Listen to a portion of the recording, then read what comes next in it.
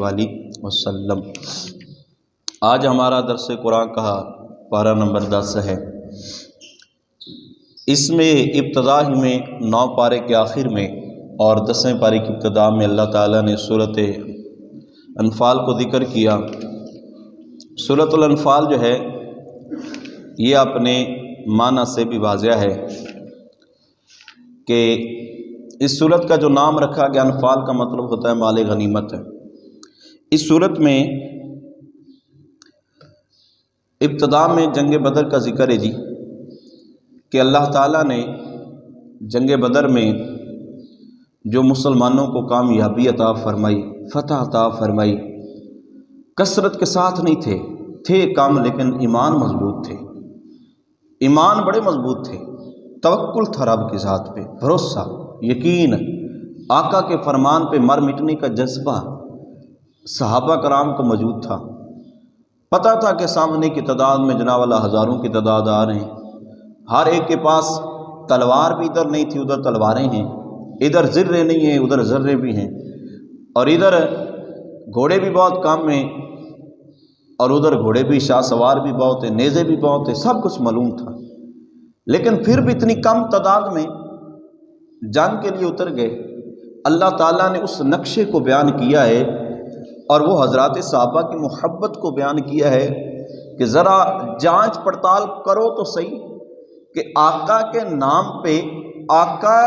پر ایمان لانے والے جنہوں نے آقا کے جمال اور کمال کو دیکھا ہے، وہ حضور پہ مر مٹنے کے لیے قربان کیسے ہو جاتے ہیں۔ اللہ تعالیٰ نے سورۃ انفال میں ابتدا ہی میں ان کی نشانیوں کے بیان فرمایا۔ جب دیکھا نا رب نے کہ یہ اتنے مضبوط ایمان والے ہیں صحابہ کرام، کہ اپنی تعداد کو نہیں دیکھا، اپنے ہتھیاروں کو نہیں دیکھا کہ کتنے ہیں اور سامنے والا کون ہے، کس انداز میں آیا ہے۔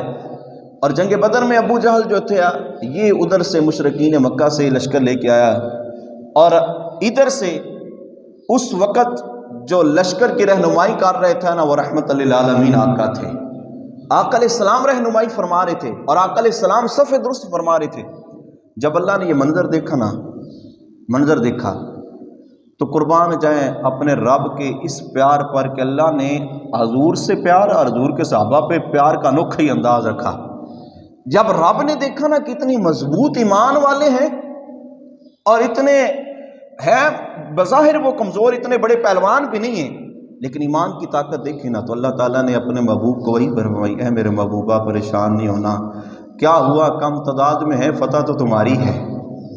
فتح مسلمان کی ہے، فتح ایمان والوں کی ہے۔ اور فرمایا یہاں تک کہ اے محبوب جب فتح ہوگی نا، صرف صحابہ کرام آپ کے تلوار بس ایسے چلانا ہی چاہیں گے اور اگلے کا سر پہلے اٹھ جائے گا، یا رب العالمین یہ پھر ماجرا کیا ہوا؟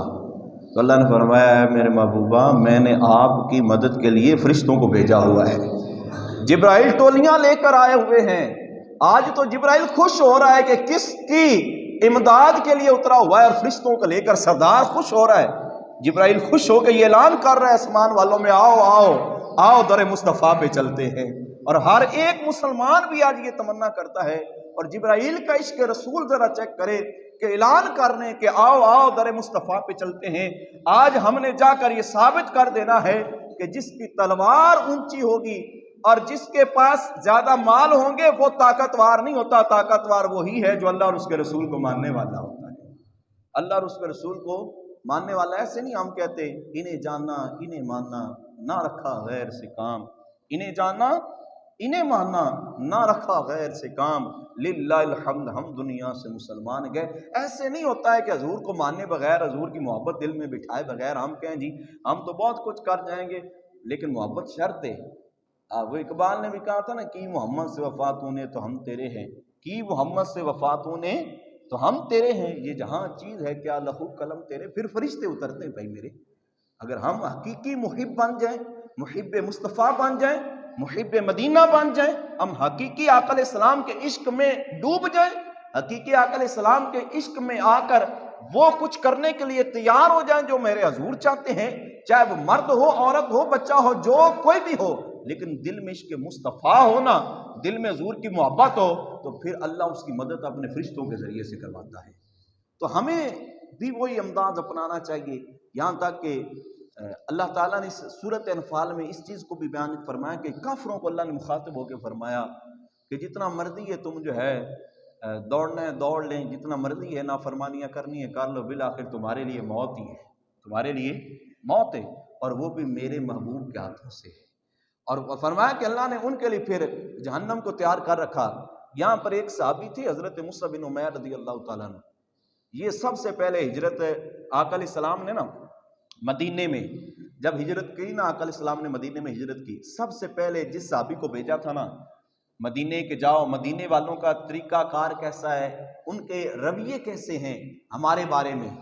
تو حضرت مصعب بن عمیر رضی اللہ تعالیٰ عنہ کو بھیجا۔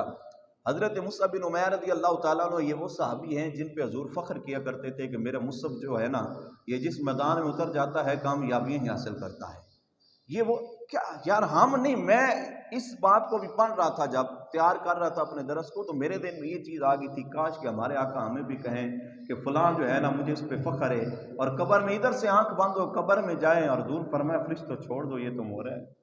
یہ تو میرا ہے۔ کیا ہم نہیں بننا چاہتے ہیں؟ کیا ہم حضور علیہ الصلوۃ والسلام کے دل کا چین اور آنکھوں کا قرار نہیں بننا چاہتے ہیں؟ اور پھر بننا ہے تو پھر تو حضور کے فرمان پہ چلنا چاہیے نا، پھر حضور کے فرمان پہ عمل کرنا چاہیے۔ وہ کون سی چیز ہے جس نے ہمیں حضور کے فرمان سے روک لیا ہے؟ وہ ہے ہمارے آج کے غلط رسم و رواج، اور برٹش کا ہمارے اندر جو ہے بہت بڑا رواج ہے کہ ہم نے بات مانی ہے تو فلموں ڈراموں اور گانوں سے مانی ہے، ہم نے یہ بات مانی ہے تو اپنے تھوڑے سے وڈیرے جو لوگ ہوں گے لین کلودروں والے اور جو چدراٹ اور جناب والا جو اپنی بہترین آہو جاہ کے مالک ہوں گے، ہم نے تو ان کی بات ماننی ہے۔ ہم نے کب ماننا ہے؟ اگر ماننی پڑے، دیکھو جی ایک بات ہے کہ جی داڑھی کٹوانا گناہ ہے، میں نے پہلے درس میں بھی یہ بیان کیا تھا، پھر کرتا ہوں کہ حضور کا عشق ہے، ہر ایک کو نصیب بھی نہیں ہوتا، اور جس کو مل جاتا ہے وہ کمال لیتا ہے، جس کو حاصل ہو جاتا ہے نا۔ حضرت مصعب بن عمیر انہی میں سے ہیں، جب ان کو حضور کا عشق ملا، حضور کی محبت ملی تو کمال کر دیا۔ یہاں تک کہ حضرت مصعب بن عمیر رضی اللہ تعالیٰ عنہ جب جنگ احد میں شہید ہوئے نا، حضرت امیر حمزہ رضی اللہ تعالیٰ عنہ بھی اور ان کے ساتھ حضرت مصعب بن عمیر بھی شہید ہوئے، تو حضرت مصعب بن عمیر کے جسم پر بھی اتنے زخم تھے کہ جو آپ نے کپڑے پہنے ہوئے تھے نا، کپڑے حضرت مصعب بن عمیر رضی اللہ تعالیٰ عنہ نے اتنے زخم تھے کہ وہ پھٹے ہو گئے، پھٹ چکے تھے۔ اور حضرت امیر حمزہ کو جب شہید کیا گیا جنگ احد میں، تو آپ کے تو کلیجے کو نکال کر جو ہے وہ چبایا گیا تھا، آپ کی آنکھیں نکال لی گئی تھی، آپ کے کانوں کو کاٹ لیا گیا تھا، آپ کی ناک مبارک کو الگ کر دیا تھا جسم سے، آپ کے بازوؤں کو الگ کر دیا تھا، اور اتنا وہ دردناک اس طرح حضرت امیر حمزہ رضی اللہ تعالیٰ عنہ کی شہادت۔ فرمایا کہ ان کے ساتھ حضرت مصعب بن عمیر بھی تھے، لیکن ان دونوں شخصیت کے پاس کفن کے لیے جو ہے نا کپڑا نہیں تھا۔ حضور نبی علیہ الصلوۃ والسلام نے کپڑا جب منگوایا نا، تو ایک کپڑا تھوڑا سا لمبا تھا اور ایک کپڑا چھوٹا تھا جو پورے جسم پہ پورا نہیں آتا۔ تو کیا قربان جائیں، حضور چاہتے تو یہ کہہ دیتے کہ حضرت امیر حمزہ میرے چچا ہیں، انہوں نے میرے مشکل وقت میں بڑا میرے کام آئے ہیں۔ جب مکے میں اعلان کرنے کی اجازت نہیں تھی، میرے اس چچا نے آگے بڑھ کر اعلان کیا تھا، 2 صفوں میں جا کر خانہ کعبہ کی چھت پہ اسلام کا جھنڈا لگایا تھا۔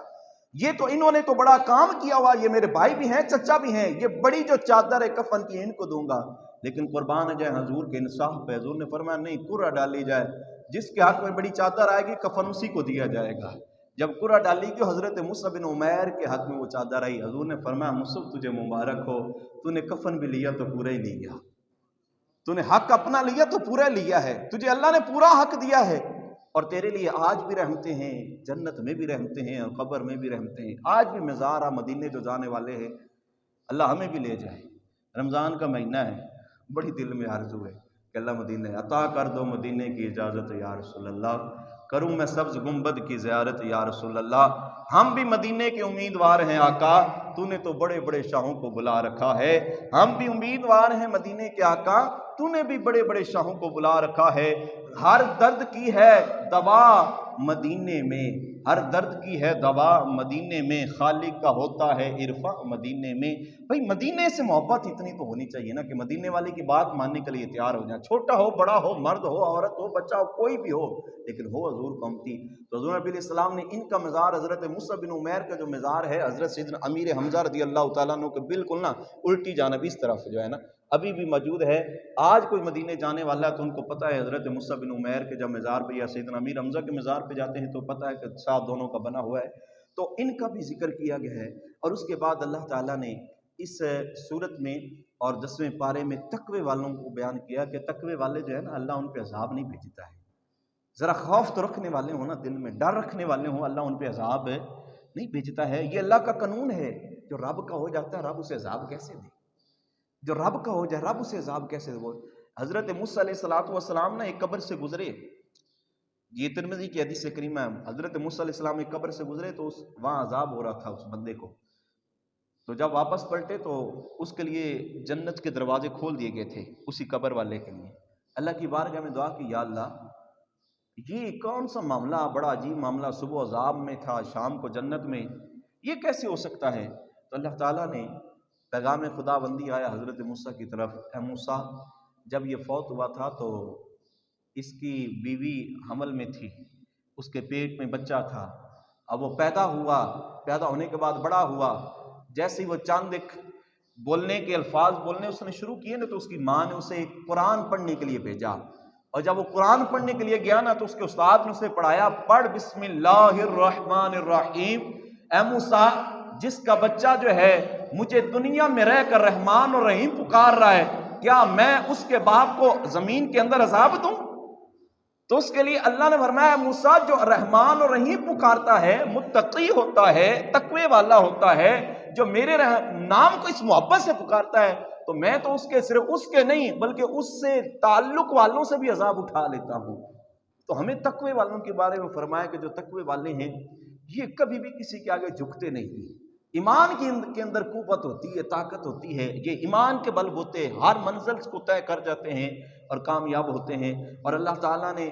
صحابہ رسول اللہ صلی اللہ تعالیٰ علیہ وآلہ وسلم کی محبت کو کوٹ کوٹ کر جو ہے نا ایمان والوں کے دل میں اس انداز سے رکھا ہے کہ جو کوئی بھی حضرات صحابہ کی محبت کو اپنائے گا نا وہ یقین بالیقین جو بندہ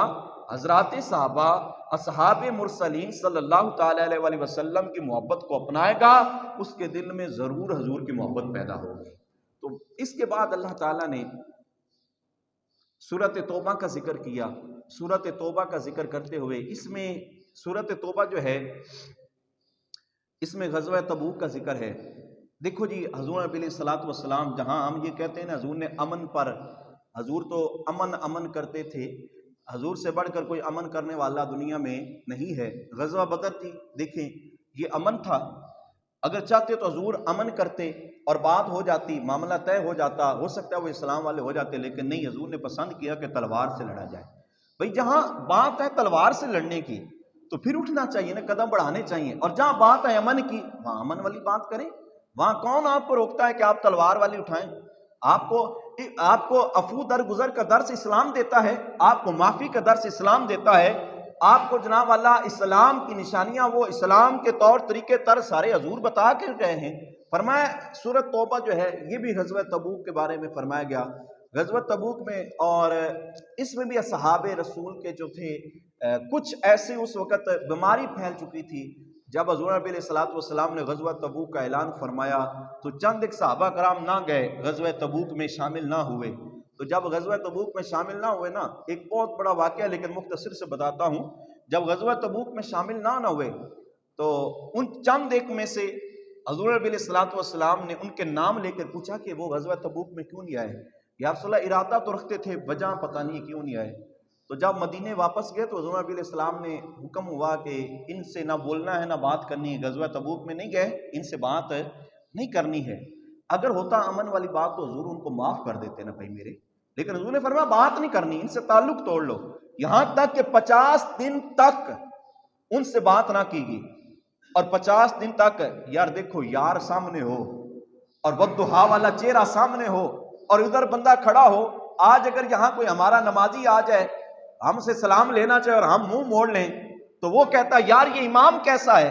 اس کو کیا ہو گیا ہے، میں نے کون سی ایسی بڑی غلطی کر دی جو مجھ سے سلام نہیں لینا چاہتا، اور وہاں رحمت للعالمین ہو اور سامنے جن کو دیکھ کے پریشانیاں دور ہوتے، رنج دور ہوتے ہوں، غم دور ہوتے ہوں، جن کو دیکھ کے دلوں کو تسلی ملتی ہو، جن کو دیکھ کر جو ہے چہرے حشاش بشاش ہو جاتے ہوں، وہ سامنے ہو اور پھر بھی حضور بات نہ کرے، چہرہ موڑ لیں، دیکھو سب سے زیادہ تکلیف ہوگی اس وقت۔ اور وہ صحابہ کرام گھر میں گئے، روتے رہے 50 دن تک، وہ روتے رہے۔ اور 50 دنوں کے بعد آقا علیہ الصلوۃ والسلام کی طرف جبرائیل امین آئے، اور جبرائیل امین علیہ السلام نے آ کر عرض کی، یا رسول اللہ فرماتا ہے آپ ان کو معاف فرما دو، آپ تو بہت معاف کرنے والوں کو بھی معاف فرما دیتے ہیں، طائف والوں کو بھی معاف فرما دیا ہے، ان کو بھی معاف فرما دو۔ اب حضور خود جو ہے چل کو صحابی کے گھر جاتے ہیں، اب ان کی قسمت جاگ جاتی ہے، اور وہ حضور کا اٹھ کر بے ہوشی میں تھے، ہوش نہیں تھا، اتنا روئے کہ ان پہ بے ہوشی طاری ہوگی، حضور کے فراق، حضور کی جدائی میں اتنا روئے کہ ان پہ بے ہوشی ہوگی۔ جب حضور کا قدم جیسے گھر میں پڑتا ہے نا، حضور کی خوشبو سے ہی اٹھ جاتے ہیں، اور کھڑے ہو کر جو ہے ایسے تھوڑا سا اپنے آپ کو گھسیٹ کر چار پائی سے اس طرف لاتے ہیں، تو قریب آقا علیہ السلام جو ہے ان کی پیواندی سراندی کی طرف بیٹھ جاتے ہیں، ان کا سار اپنی جھولی میں رکھ کر، اور یار آقا ہو تو ایسا ہو کہ جب باری آئے غلام سے محبت کرنے کی تو اپنی جھولی میں سر رکھ کر، اور جب باری آئے غلام سے الفت کرنے کی تو پھر حضرت سیدنا صدیق اکبر نے غار میں بتا دیا کہ محبوب کا جب سر ہو تو پھر بھی گود میں، اور جب ہمارے سر ہوتے ہیں پھر محبوب کی گود میں ہوتے ہیں۔ آقا علیہ السلام نے ان کا سر اپنی گود میں رکھ کر ان کو دیکھا، اور ان کی داڑھی سے نا آنسوں کو